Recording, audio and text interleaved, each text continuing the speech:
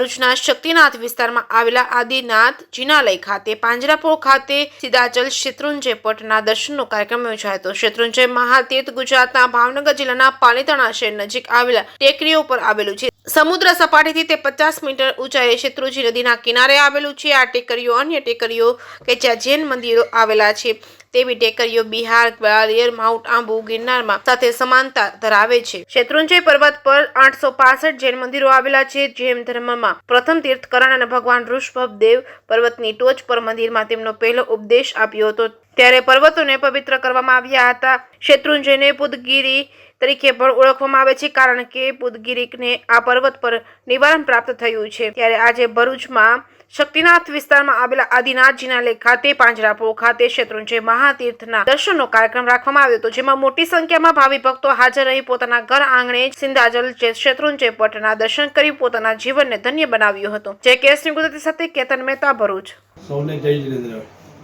આજે સંવત 2081 કારતક સુદ પૂનમ જૈનોના આ મહાપર્વનો પવિત્ર દિવસ ચાતુર્માસ પૂર્ણ થવાથી ભારતમાં વસતા તમામ જૈનો પાલિતાણા શેત્રુંજય મહાતીર્થની યાત્રા કરવા આવે છે।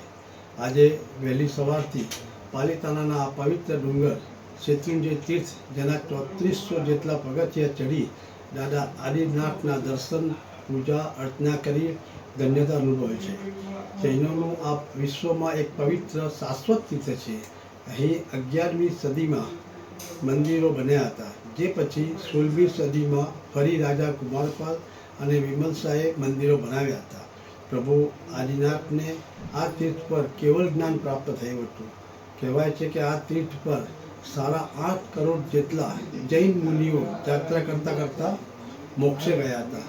આ પવિત્ર દિવસે જે પરિવાર પાલિતાણા નથી જઈ શકતા તેઓ અહીં ભરૂચના શ્રી પાંજરાપોળ ગૌશાલામાં પ્રાંગણમાં શેત્રુંજય પટ ડુંગરની રચના કરવામાં આવેલ છે।